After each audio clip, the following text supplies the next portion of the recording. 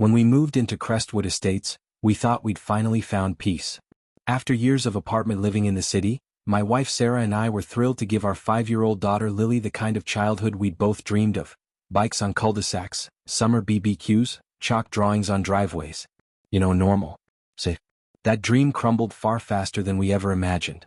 Crestwood was a pristine suburban development run by an HOA, the Homeowners Association. On the surface, that meant the lawns were mowed, the trash bins were neatly tucked away, and the streetlights always worked. Beneath the surface, it meant one woman reigned with unchecked authority: Karen Strickland. From the first moment we met Karen, I knew something was off. She marched up to our moving truck with a clipboard in hand and a permanent sneer etched into her face. "The association doesn't allow storage containers to sit overnight," she said before even introducing herself.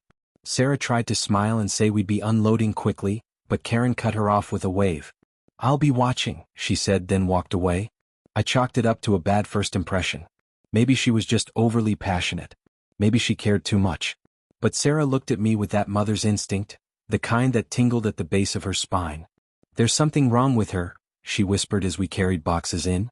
I shrugged it off like a fool. The first week passed with more odd encounters. Karen emailed us a warning for leaving our trash bins visible, even though we'd taken them in just an hour after pickup. A citation was taped to our door for Lily's pastel sidewalk chalk drawings: "Defacement of public property," it read. Then there were the pictures. Blurry cell phone shots slipped into our mailbox of our grass looking 1.5 inches above regulation. Who measures grass?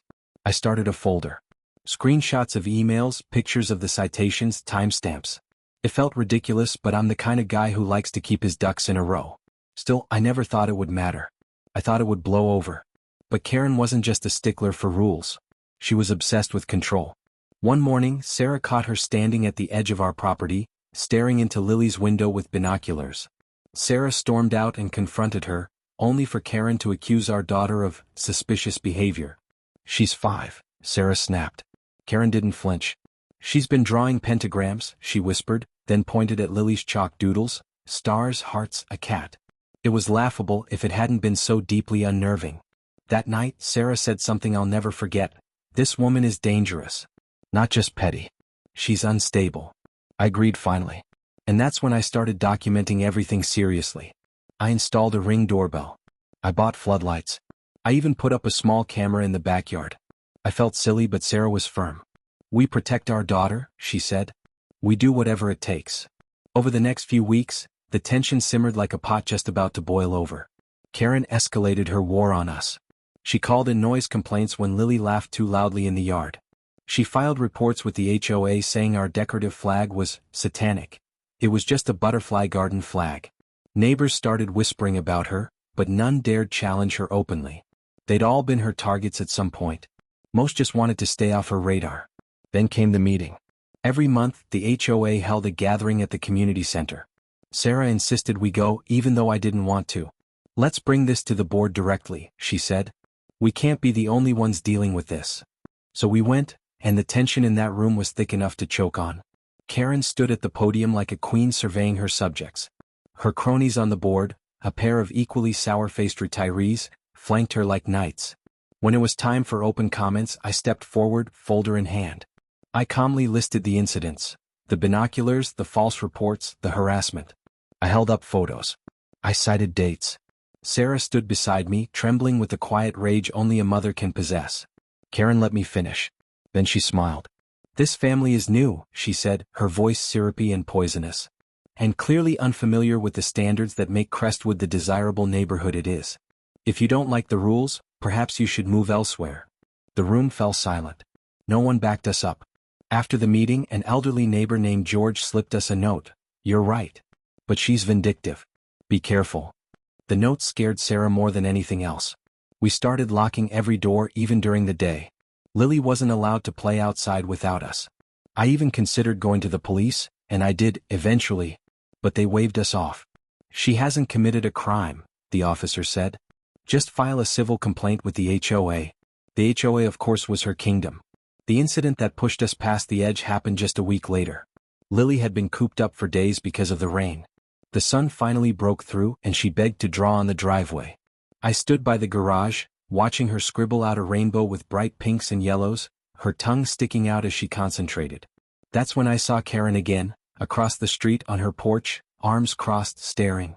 I tried to ignore it. So did Lily. But then she shouted, "Get that hellspawn off the pavement."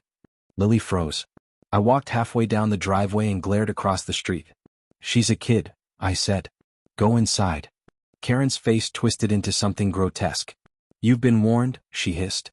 Then she stormed back into her house and slammed the door. I turned to go inside, and that's when I noticed it. On our mailbox was a single black envelope. Inside, typed in bold font, was a single sentence. "You're trespassing on sacred land. Retribution is coming." Sarah called the police again. They came, took a statement, and left. No investigation. No follow-up. No direct threat, they said. I started sleeping downstairs with a bat near the door. I moved Lily's bed to the inner wall, away from the windows. I double-checked every lock before going to bed. I didn't tell Lily why. She thought it was a game. But Sarah knew. We were at the edge of something dark, and the neighborhood, the authorities, even our community had failed us. The last words Karen ever said to us came the morning before it happened. We were out walking Lily to the mailbox when Karen appeared again, stepping just over the boundary of her lawn. She didn't shout. She didn't even scowl. She just smiled, wide, bright teeth bared. "You people never listen," she said softly. "That's the problem with outsiders. You think rules don't apply to you. But they always do." Sarah gripped Lily's hand tightly and backed away. I stood between them and Karen, and for the first time I saw it in her eyes. Not just anger. Not even hatred. I saw resolve. Something was going to happen. Something terrible. We told the HOA again. We sent every photo, every citation, every report. No response. No investigation. They protected her like she was the fabric holding the neighborhood together. But she was the thread unraveling it all. That night, Sarah sat on the couch, silent, staring into the dark. "She's going to do something," she whispered. "I can feel it." I nodded. We just didn't know how soon it would come. It was a Saturday morning in early spring, the kind that starts off cool but warms into something hopeful. Lily had woken us up early, begging to go outside and draw with her chalk. Sarah looked tired, worn down by the stress of the past few weeks, but she smiled for Lily and helped her pick out pastel colors from the plastic tub she kept in the toy bin. I stood at the window with a cup of coffee, watching Lily hop barefoot across the driveway, her hair in a ponytail that bounced with every skip. She was making a rainbow, her favorite thing to draw, right in the same spot where Karen had screamed at her days earlier. I'd installed another camera that week, facing the front yard. I had a strange compulsion, a sense that I needed eyes everywhere. Sarah said I was becoming paranoid, but she also never told me to stop. She felt it too. The whole house lived under a cloud of dread, each of us waiting for something, though we couldn't name what it was. At 8:43 a.m., everything changed. The crack of the gunshot was sharp and immediate. It cut through the birdsong like a needle through silk. My cup hit the floor. I was already running out the door before Sarah had even stood up. Lily was lying on the concrete. Blood was pooling beneath her leg, spilling across the chalk drawings like paint. For a moment, everything slowed.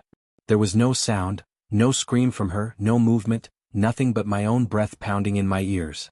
Then she whimpered. A small, sharp cry. I dropped to my knees, grabbing her. She was conscious but in shock. The bullet had torn through her left thigh, clean, thank God, but deep. She couldn't move. Sarah was screaming now, her voice high and broken, dialing 911 with trembling fingers. "She's been shot. My daughter's been shot." Then I saw her. Karen stood across the street on her porch, a handgun still in her hand. She wasn't hiding. She wasn't even trying to run. She just stood there like a statue, the gun pointed down at her side, her face twisted in some sick combination of pride and peace. My instinct was to charge her, to tear across the lawn and end it right there. But Lily was crying, bleeding in my arms, and I had to stay. I had to hold her tight and whisper over and over, "You're okay. Daddy's got you. You're okay." The first police unit arrived in under 4 minutes. They skidded to a stop halfway up the block, officers jumping out with guns drawn. Sarah flagged them down, screaming, pointing at Karen, who had now stepped inside her house. She didn't flee, she just disappeared behind the door like she was stepping out of a movie scene. I remember one of the officers radioing something, a code I didn't understand, and suddenly everything exploded into chaos. More police. Sirens. Yellow tape. Neighbors emerged in clumps, some holding phones, some crying, others watching in stunned silence. A few tried to come close but the officers pushed them back. Lily was loaded into the ambulance 10 minutes later, sobbing but alive. Sarah went with her. I stayed behind. I didn't want to, but I had to. I needed to be there. I needed to see what came next. A lieutenant approached me and pulled me aside. He was calm but tense, asking me everything. Did we know Karen? Was there a history? Did she threaten us? I gave him the folder I'd been building for weeks. His eyes widened as he flipped through it. I've never seen this woman act like this, he muttered. But this is escalation. I didn't even know what that meant yet. Within the hour, SWAT was called in. Karen had barricaded herself inside her home. At first she refused to come out. She shouted through the door, raving about purification and spiritual warfare. The negotiator tried to coax her out, but she just kept yelling. The child was marked, she screamed. The devil lives across the street. I watched this all from behind a police car, unable to look away. Helicopters buzzed overhead. The entire neighborhood was on lockdown. News crews were already setting up past the barricades at the entrance to Crestwood. People I barely knew were standing in their driveways, some recording, some crying, others just pale with fear. I didn't care about any of them. I cared about Lily. I cared about the blood that had soaked into the pavement where she'd drawn that damn rainbow. Then the flashbangs went off. The first one hit just after noon, a loud, thunderous boom followed by a bright flash. Then another. Then another. The SWAT team moved like shadows, black uniforms, armored vests, precision in motion. They surrounded Karen's home from all angles. The battering ram hit the front door like a thunderclap. Glass shattered. Screams. More shouting. And then silence. I didn't know if she was dead. I didn't know if they'd found her with more weapons or if she'd been lying in wait. But 15 minutes later they walked her out in cuffs. Karen's face was flushed red, her hair wild and tangled, eyes bulging like she hadn't slept in days. She screamed the whole way. They're liars. They're demons. That child is possessed. I'll never forget her voice, the pitch of it, the madness. She didn't sound like a woman anymore. She sounded like something broken wide open. The police loaded her into the back of a black SUV and sped off. The SWAT van followed. Then it was just us, the leftovers, standing in the wake of something that didn't feel real yet.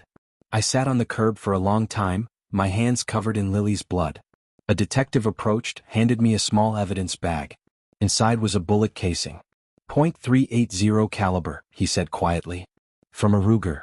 Not legal for open carry in this state, by the way. He told me there'd be a full investigation.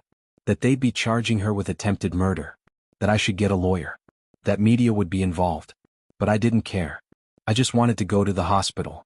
When I got there, Lily was out of surgery. She was sleeping. Pale. Quiet. But alive. Sarah met me at the door, mascara streaked across her cheeks. We just held each other. No words. Just grief and relief. Later that night, I watched the news in the waiting room. Our neighborhood was all over national television. HOA president arrested in shocking shooting of 5-year-old girl. They showed our street. Our house. The driveway. They showed Karen's mugshot. And I stared at it, at the empty look in her eyes, and I finally realized we had never been dealing with a Karen. This wasn't just an entitled woman drunk on power. This was something far darker. Something unwell. And the system, the HOA, the police, the neighbors, they'd all enabled it. They'd let her thrive. They let her get that far. When I got home the next morning to shower and get fresh clothes, I stood in the driveway where Lily had been shot. The chalk was still there, smeared but visible. Pink and blue and yellow. I dropped to my knees and cried. But it wasn't just grief anymore. It was rage. The hospital walls always felt too white. Too quiet. As if pretending peace could erase the storm outside. Lily spent 3 days in the pediatric trauma unit. She cried the first night, too scared to sleep. Every loud noise, a dropped tray, a squeaky shoe, made her flinch. Sarah barely left her side. I sat in a stiff plastic chair, replaying everything over and over in my head like a broken tape. The shot. The scream. The blood. Karen. I kept expecting to wake up. For the chalk drawings on the driveway to still be bright and clean. For Lily to run into the kitchen and demand chocolate milk with her usual dramatic flair. But this was no dream. Day 4 brought the media. The first crew showed up at the hospital lobby, cameras in hand. "Sir, do you have a statement?" a woman asked as I stepped off the elevator. Another reporter followed me to my car, shouting questions about Karen, about the HOA, about Lily. I didn't answer. Not then. But the story exploded anyway. HOA president shoots 5-year-old in front yard dispute. Suburban horror in Crestwood Estates. Neighborhood watch or neighborhood threat?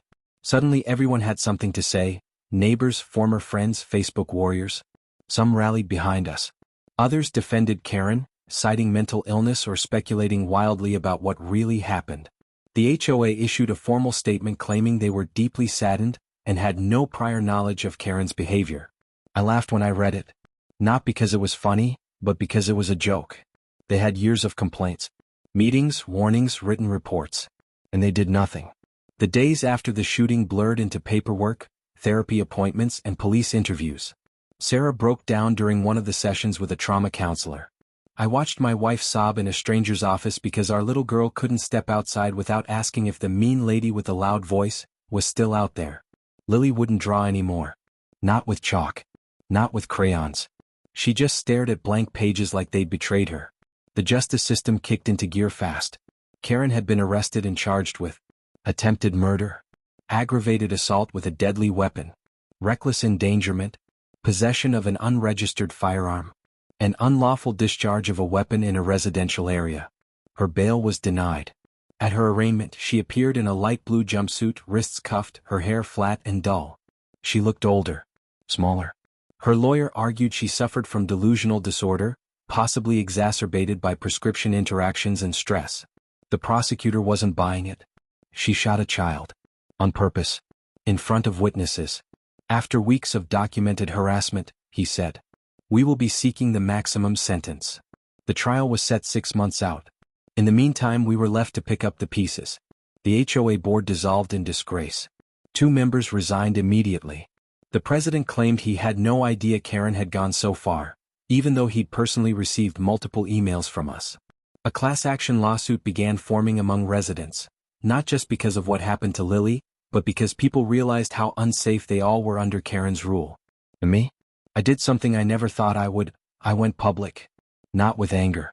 Not with revenge. But with truth. I posted a video on YouTube. Just me sitting on my porch, the same place I used to drink coffee and watch Lily play. I talked about what happened. The years of quiet bullying. The obsession with rules. The way systems of control, when left unchecked, turn toxic. Then I said something that I hadn't told anyone yet. I don't want another dad to hold his bleeding daughter in his arms on a quiet street in America. I don't want another community to ignore warning signs because it's easier than confrontation. And I damn sure don't want anyone to forget my daughter's name. That video went viral. Comments poured in. Messages from parents, victims of HOA abuse, ex-officers, and even mental health advocates. People from across the country, even overseas, shared their stories. The movement grew. They called it #JusticeForLily. But despite the attention, the trauma didn't fade. Lily's leg healed with time and physical therapy, but the fear lingered. Some nights, she woke up crying from nightmares. Sarah and I took turns sitting by her bed, telling her she was safe, that no one would hurt her again. One night, I asked her what she remembered. She looked up at me and whispered, "The loud noise. And Mommy screaming. And then you were there." She smiled a little. "You picked me up fast." That smile shattered me. The trial began on a cold January morning. We sat in the second row of the courtroom, surrounded by press, lawyers, and Karen's pale, silent supporters. She pleaded not guilty by reason of insanity. Her lawyer claimed she believed Lily was a threat sent from a demonic realm, and that Karen genuinely thought she was protecting the community. The jury didn't buy it. The prosecution presented everything: the videos, the emails, the 911 calls, even our home security footage. They played the clip of the gunshot. You could hear Lily cry. You could hear Sarah scream. You could hear me yell her name. Karen never looked up. After 6 days of testimony, the jury deliberated for less than 3 hours. Guilty on all counts. The judge sentenced her to 40 years without parole. When the gavel fell, I didn't cheer. I didn't cry. I just sat there, holding Sarah's hand, feeling the weight of everything settle, not lifted but settled. Justice in some form had come. But peace was still a long way off. In the months that followed, I turned my video into a platform. Not for clout, not for fame, but for advocacy. I worked with state legislators to propose Lily's Law, a bill to require psychological evaluations and background checks for HOA board members in positions of authority. It started small, but by year's end, it had made its way into 5 state legislatures. We moved out of Crestwood. Too many ghosts. Too many stairs. Too many reminders. Our new home is quieter. The backyard has a high fence. Lily planted a tree there. She named it Brave, because it grew even when it was scared. I still don't understand how one woman's hatred could burn so deep. How a system meant to build communities could instead enable monsters. But I do know this. My daughter is alive. She walks, she laughs again, she draws, mostly butterflies now. And every time she smiles, I'm reminded that even after the darkest storm, even after the loudest shot, love can still take root and bloom. This story isn't just about what Karen did. It's about what we allowed. It's about silence. It's about pretending it's not that bad. It's about warning signs ignored and red flags dismissed. It's about power unchecked. But most of all, it's about a little girl who survived, not just the bullet but the broken world that let it fly.